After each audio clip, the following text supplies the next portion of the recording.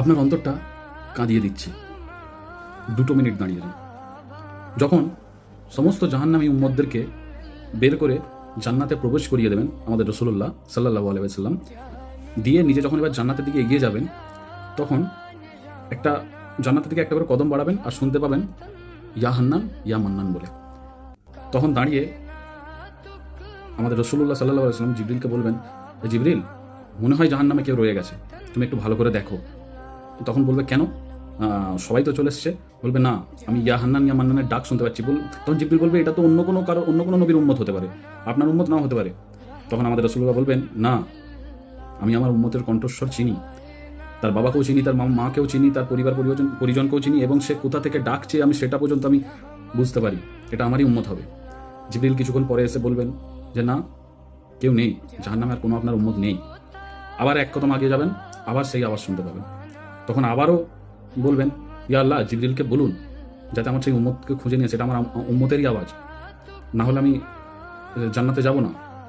তখন আল্লাহ রাব্বুল আলামিন বলবেন যে, জিবরিল, তুমি ভালো করে গিয়ে দেখো, এটা আমার বন্ধু, এই রসুল কিন্তু তার উম্মতকে ছাড়া জান্নাতে প্রবেশ করবে না। তো জিবরিল সে কথা শুনে আবার যাবেন, আবার গিয়ে সমস্ত খুঁজে আসার পর রাসূলুল্লাহকে বলবেন, ইয়া রাসূলুল্লাহ, আমি তো লিস্ট অনুযায়ী সব দেখতে পাচ্ছি, সবাই চলে এসছে, কেউ বাকি নেই, আপনার মনে হয় কোথাও কিছু ভুল হচ্ছে, এটা আপনার উম্মতের আওয়াজ নয়, বা এটা আপনার উম্মত ডাকছে না। তখন রাসূলুল্লাহ হয়তো ভাববেন যে হয়তো আমার শোনার কোনো ভুল হয়েছে, বলে আবারও এক কদম এগোবেন, আবারও সেম আওয়াজ শুনতে পাবেন। তখন বলবেন, ইয়া আল্লাহ, এই জিবরিলকে ভালো করে খুঁজে আনতে বলুন, না হলে আমার মনে হয় আমাকেই জাহান্নামে যেতে হবে। তখন আমার আল্লাহ রাব্বুল আলামিন বলবেন যে, ইয়া রাসূলুল্লাহ, আপনাকে যেতে হবে না। আপনি যদি ওখানে যান, আমি যে ৩,৫০০ বছর জাহান্নামের আগুনকে পুড়িয়ে পুড়িয়ে পুড়িয়ে পুড়িয়ে যে জাহান্নামকে আমি তৈরি করেছি, তার আগুনকে, আপনার নূরের ঝলকায় জাহান্নাম কিন্তু ফুলের বাগান হয়ে যেতে পারবে। কিছুক্ষণের মধ্যে হয়তো ফুলের বাগান হয়ে যাবে আপনি যদি জাহান্নামে প্রবেশ করেন। আমি জিবরিলকে বলছি, জিবরিল, তুমি যাও, খুঁজে নিয়ে এসো। বলে জিবরিল যাবেন।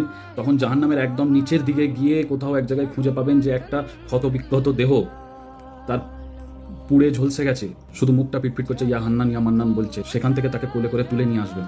নিয়ে আসার পর তখন রাসূলুল্লাহ বলবেন, তাকে আমার কোলে দাও, আমার উম্মতকে আমি নিয়ে যাব, আমার উম্মতের কণ্ঠস্বর আমার থেকে ভালো কেউ চিনতে পারে না। তাহলে ভাবুন, সেই রসুল আমাদের কত ভালোবাসেন।